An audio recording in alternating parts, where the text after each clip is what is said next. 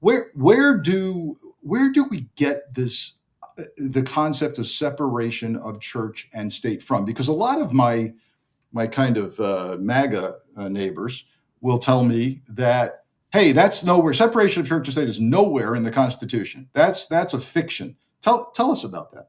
Yeah. So the phrase itself comes from a letter from Thomas Jefferson to the Danbury Baptist Church. But what it is that is just shorthand that we use for both the Establishment Clause and the Religious Freedom, Free Exercise Clause. Our Constitution says that you cannot establish a religion in the country and that we all have religious freedom. We have the right to exercise our religion. Now, we always say that you can't have freedom of religion without freedom from religion. If our government adopts one religion as its own, then it doesn't matter how much you say that you have your religious freedom rights. It's impossible to operate under a system like that. So in practice, what the separation of church means is that the government cannot support or oppose any religion. It needs to be neutral with regard to religion and allow each of us to have our own religious beliefs without government interference. Right. Got it. And so back to how many things the churches can do, which seems quite free. Where are we right now on maintaining the line? Like, where are we on court battles and the latest court decisions federally about endorsing candidates or politics from the pulpit? And is the Johnson Amendment and, in fact, the Constitution, is it in jeopardy? Yeah, it's definitely in jeopardy, but still holding on is, I guess, the summation I'd start with. But let me walk you back even further. We've actually seen this intermittently over the past decade or so. There's this thing called Freedom Pulpit Sunday, where people would encourage churches to preach politics from the during their Sunday sermons, and to send those videos into the IRS to try to urge the IRS into taking a lawsuit that then would allow them to try to stop the Johnson Amendment. It's happened, like I said, as far as a decade ago. This is not some new phenomenon, them specifically targeting it. This sort of broad endorsement of candidates and involvement in politics is a little bit newer. FFRF, for our part, has been writing for decades to the IRS when we hear about these things going on. What's unfortunate is we don't get to receive any information about what the IRS might be doing. So they'll just write back and say, yep, we got your report. We can't tell you of any action we take regarding it. But that's been happening to us for a decade. Since then, we've learned a lot, mostly in the past, mostly after the fact.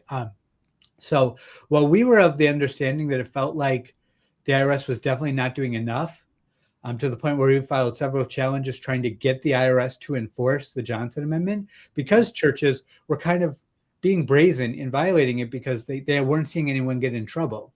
And if you don't see people being punished for violating the law, then it ruins your incentive to do so. So we were of the impression that it wasn't really happening. Now, what we've learned subsequently, since this new administration has been in, several pastors have reported to Trump and the administration that they were issued letters from the IRS under the Biden administration saying that they need to knock it off.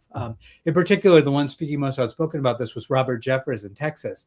He told Donald Trump to his face that FFRF and groups like us had been urging the IRS to take action on the Johnson Amendment. And he has said that in several forums explaining that. So, and we had no idea. So we only learned about this at the same time that these things were being reported, that all of these churches were actually getting a slapdown. Now, I don't think it was strong enough. It was basically a warning letter.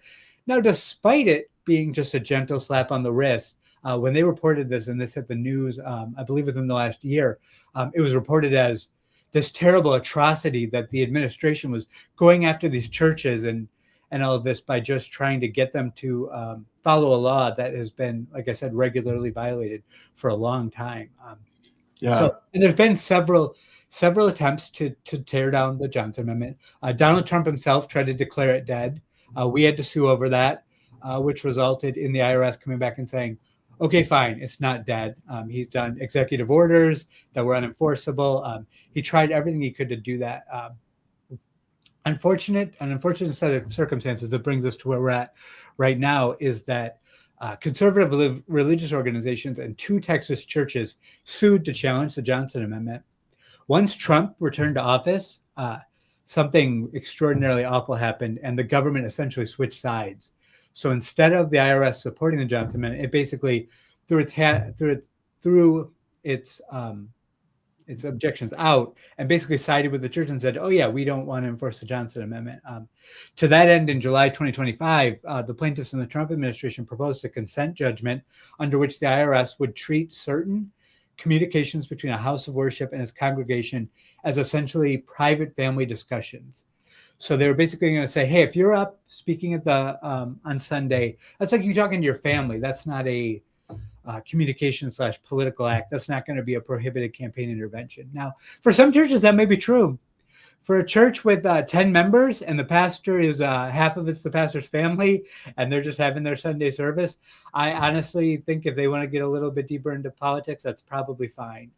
The problem is some churches have tens of thousands, if not millions of viewers, much larger audiences than some public programming and things like that.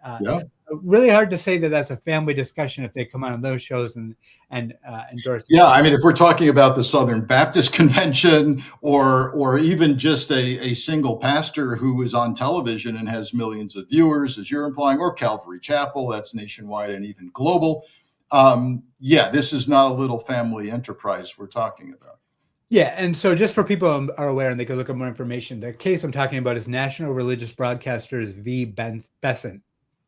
And FFRF is going to be filing an amicus brief in that case here shortly. But basically, where we're at with that is in March, the judge actually dismissed the case without prejudice for lack of subject matter jurisdiction, basically saying that the jurisdictional barriers prevented the court from granting the relief requested and did not decide whether the Johnson Amendment was constitutional, but it has been appealed. So for now, where we're at is the Johnson Amendment remains federal law.